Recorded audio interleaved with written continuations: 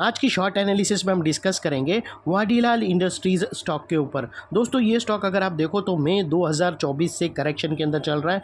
मोटा मोटी देखो तो दोस्तों इसने पूरे 4 महीने यानी पूरा एक क्वार्टर करेक्शन में बिता दिया। और करेक्शन में भी दोस्तों इसने दोनों तरह का करेक्शन दिया, प्राइस वाइज टाइम वाइज दोनों। प्राइस वाइज करेक्शन के अंदर स्टॉक काफ़ी हद तक डाउन साइड करेक्ट हुआ, उसके बाद स्टॉक ने एक छोटी सी साइडवे कंसोलिडेशन किया, टाइम वाइज करेक्शन के अंदर एक स्ट्रॉन्ग रेंज बनाया और अल्टीमेटली इसको ब्रेकआउट किया है। और फिलहाल ये स्टॉक को देखो तो दोस्तों यहाँ पर मल्टीपल पॉजिटिव फैक्टर्स एक साथ ब्रेकआउट हुए हैं, जिसके तहत ये स्टॉक करंट लेवल से अपसाइड में 12 से 14% रनअप के लिए रेडी है। लेकिन दोस्तों इसमें कोई भी हमारी बाय सेल होल्ड रिकमेंडेशन नहीं है, ये प्योरली एजुकेशन पर्पस से मैं अपना पॉइंट ऑफ व्यू आप लोगों के सामने शेयर कर रहा हूँ। कोई भी पोजीशन लेने से पहले अपने एडवाइज़र को एक बार ज़रूर कंसल्ट कर लेना। दोस्तों आप लोग देख सकते हो कि ये वो टॉप था जहाँ से करेक्शन स्टार्ट हुआ था, और यहाँ से कुछ इस तरह से downward sloping parallel channel stock के अंदर बनी। जब तक स्टॉक ये डाउनवर्ड स्लोपिंग पैरेलल चैनल में था, स्टॉक प्राइस वाइज करेक्शन के अंदर फंस गया और यहाँ पर back to back lower lows hit हुए। दोस्तों अगर आप देखो तो पहला लोअर लोज यहाँ हिट हुआ, सेकंड लोअर लोज यहाँ पर हिट हुआ, थर्ड लोअर लोज यहाँ हिट हुआ और फोर्थ लोअर लोज यहाँ पर हिट हुआ। और जैसे ही दोस्तों ये downward sloping parallel channel upside में ब्रेकआउट हुई, इसने मल्टीपल हायर हाइज को एक साथ ब्रेक करके उसके अबाउट सस्टेन क्लोजिंग देकर कंफर्म कर दिया करेक्शन कंप्लीटेड। यहाँ पर दो बड़ी चीज़ एक साथ हमें मिली दोस्तों, जो हर स्टॉक में नहीं मिलती आसानी से। दोस्तों आप लोगों को लगता होगा कि इसके हर दूसरे स्टॉक में ये पैरेलल चैनल, दोस्तों हर एक स्टॉक में ये चीज़ नहीं मिलती है। पहले तो दोस्तों लोअर लो से डायरेक्ट हायर हाइज नहीं मिलता है। लोअर लोज से हायर हाइज में भी दोस्तों अगर आप देखो ना तो कितने स्टॉक लोअर लोज के बाद साइडवे चला जाता है, उसके बाद दोस्तों हायर हाइज मिलते हैं।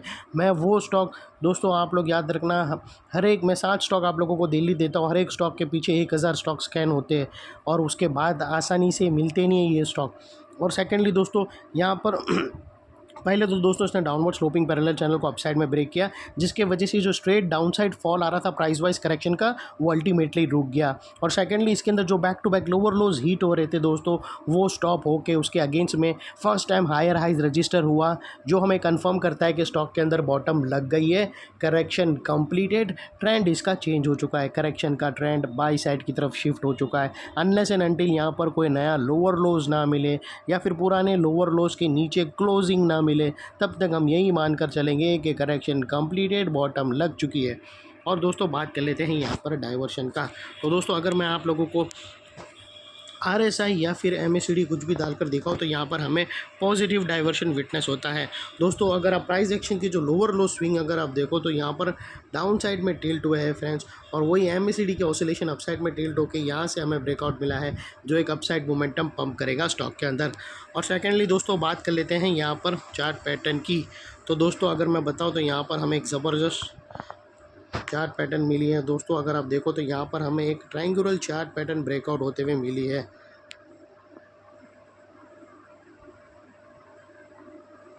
और दोस्तों ये जो इनसाइड रेंज है ट्रायंगुलर चार्ट पैटर्न की, ये कोई छोटी मोटी रेंज नहीं है दोस्तों, ये तकरीबन 10 से 12% की है, जो ये नेकलाइन से ब्रेकआउट होने के बाद अपसाइड सस्टेन मूव स्टार्ट करेंगी तो 12% तक रनअप देंगी। और वो लिहाज से दोस्तों स्टॉक का जो टारगेट निकल कर आता है वो सीधा अभी 5000 रुपीज़ का आता है।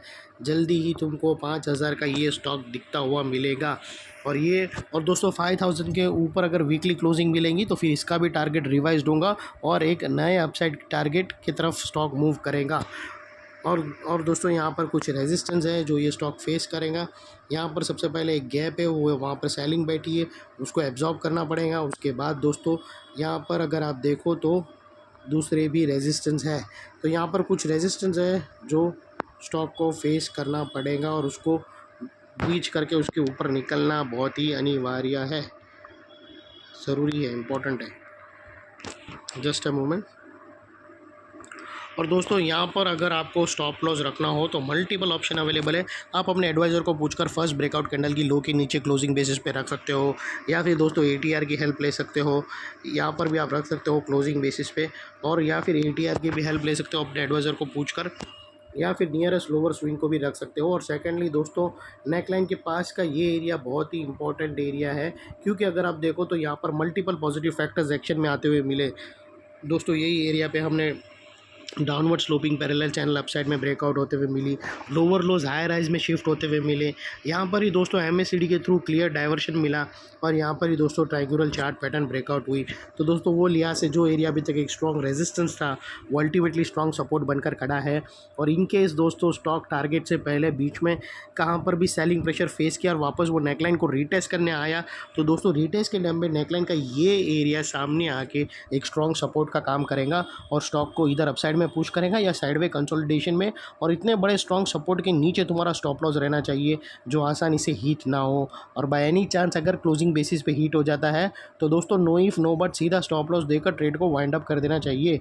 ये थी हमारी एनालिसिस दोस्तों, अच्छी लगी तो प्लीज़ चैनल को लाइक शेयर सब्सक्राइब करते रहना। और अगर चैनल पे फर्स्ट टाइम आए हो तो चैनल को सब्सक्राइब कर लेना, क्योंकि हम ऐसी धमाकेदार एनालिसिस आप लोगों के लिए कंटिन्यू लाते रहते हैं फ्रेंड्स। थैंक यू, जय हिंद।